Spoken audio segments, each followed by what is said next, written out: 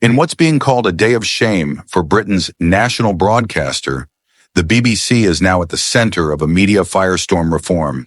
UK's Lee Anderson has called for the total abolition of the BBC license fee after two devastating reports exposed scandals rocking the corporation from within.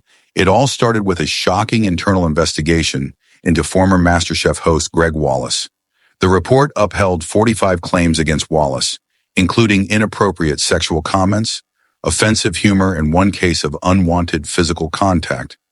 The findings point to a deep and long-standing failure to protect staff from unacceptable workplace behavior. Source: Daily Express full coverage on the Gregg Wallace investigation and misconduct findings, but the situation escalated just hours later when the BBC admitted breaching its own editorial standards by failing to disclose that the child narrator in a documentary on Gaza was in fact the son of a senior Hamas official. Critics say this is not just an editorial slip, but a major breach of public trust, especially given the sensitive subject matter. Source: Daily Express report on Gaza documentary. Editorial breach and public response. Pause right here. And let us know what you think in the comments. Do you believe the BBC can still be trusted to deliver impartial journalism, or has it crossed the line into political agenda? Tell us where you stand, and don't forget to like this video. If you find this coverage valuable, your voice really matters here on England. Now then, back to the story. Lee Anderson didn't hold back speaking to the Express.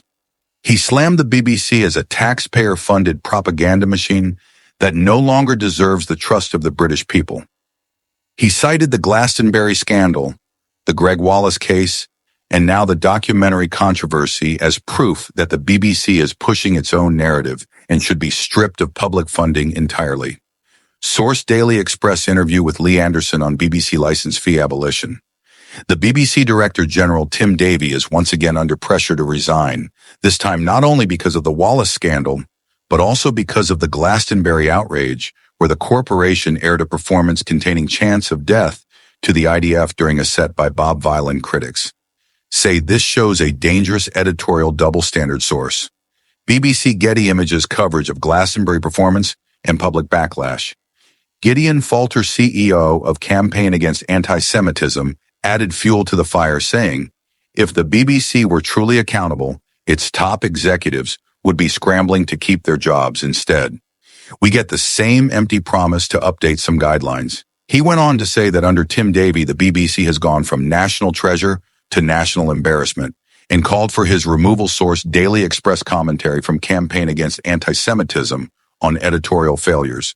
Meanwhile, conservative shadow culture Secretary Stuart Andrew responded to the Wallace scandal, saying that lessons must be learned and misconduct must be prevented before it becomes public.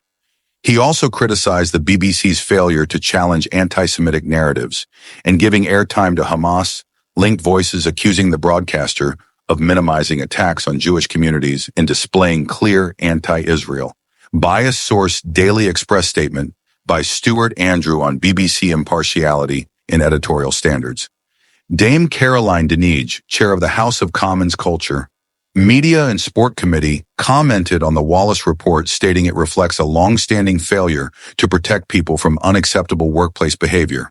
She said the production company Benajay and the BBC must now take real steps to rebuild trust and strengthen their complaints procedures. Source: Daily Express parliamentary response to the Gregg Wallace misconduct findings.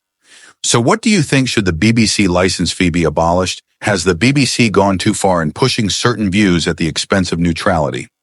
Drop your thoughts in the comments, and if you're new here, hit subscribe to join England Now 7 for more uncensored updates on British politics, the migrant crisis, and the future of public media. Your support keeps us reporting.